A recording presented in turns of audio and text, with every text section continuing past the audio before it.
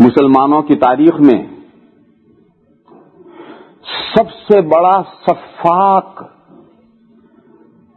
حجاج ابن یوسف گزرا ہے.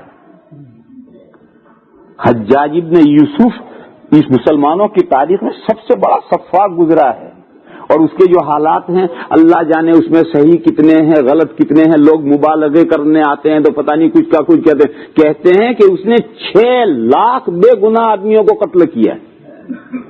اللہ جانے یہ رپورٹ صحیح ہے اس میں مبالغہ ہے، اور ان 6 لاکھ میں تو اس نے 1 لاکھ تو صحابہ کو قتل کیا ہے. یہ اللہ جانے یہ رپورٹ صحیح یا نہیں ہے. بعد جب کسی کی دشمنی ہو جاتی تو پھر بہت لمبا لمبا فگر لوگ جوڑ دیتے ہیں. کیوں؟ اس لیے کہ 1 لاکھ تو سارے صحابہ تھے ہی حضور کے ساتھ، تو ساروں کو حجاج نے کیا قتل کر دیا تھا. اس لیے میں نے کہا کہ یہ فگر وگر کوئی ضروری نہیں کہ وہ صحیح ہوں، لیکن یہ تو بات ساری دنیا جانتی ہے کہ مسلمانوں کی تاریخ میں حجاج ابن یوسف سے بڑا ظالم کوئی نہیں گزرا. یہ تو بات بالکل گویا طے ہے. جب اس کی موت کا وقت آیا تو پتہ جانے اسے کیا بیماری ہو گئی تھی، بس سردی لگتی تھی، اسے سردی لگتی تھی. اتنی سردی لگتی تھی کہ انگیٹھیاں جلا جلا کر کوئلے بھر بھر کر کے اس کے بدن کے سے لگا کر کے انگیٹھیاں رکھی جاتی تھی، تب بھی اس کی سردی کم نہیں ہوتی تھی. تو اس کی ماں نے اسے کوسا اور یہ کہا کہ نالائق، تو نے کرتوت ہی زندگی میں ایسے کیے ہیں کہ تجھے ایسی سزا ملنی ہی چاہیے، اللہ تعالیٰ نے تجھے ایسی سزا دی. تو ایک دم سنبھل کر کے بیٹھ گیا، ہوش میں آ گیا، تڑپ رہا تھا، بے پریشان تھا، اور جب ماں نے یہ کوسا تو ایک دم ہوش میں آ گیا سنبھل.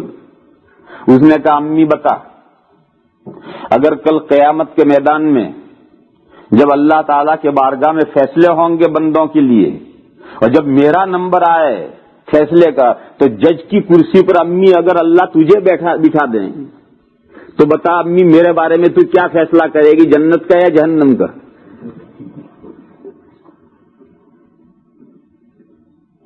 تو ماں تو بہرحال ماں ہے. تو اس نے یہ کہا کہ بیٹا اگر اللہ مجھے اختیار دے تیرے بارے میں فیصلہ کرنے کا تو میں تو تیرے لیے جنت کا فیصلہ کروں گی.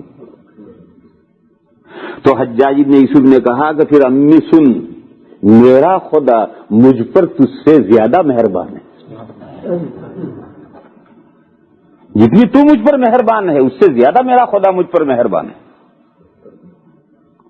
اس کے بعد کچھ وقت کے بعد اس کا انتقال ہو گیا.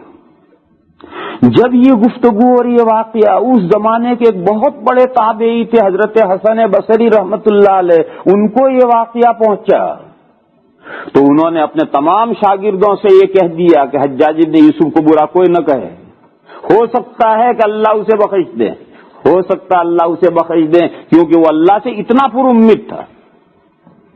یہ ضروری تو نہیں کہ بخش دیں، لیکن ہو سکتا ہے جب اتنی امید باندھے ہوئے اللہ سے تو ہو سکتا ہے اللہ بخش دے.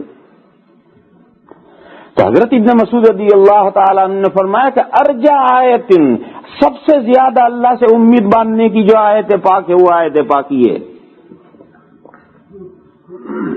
یا عبادی الذین اسرفوا علی انفسهم لا تقنطوا من رحمت اللہ ان اللہ یغفر الذنوب جميعا.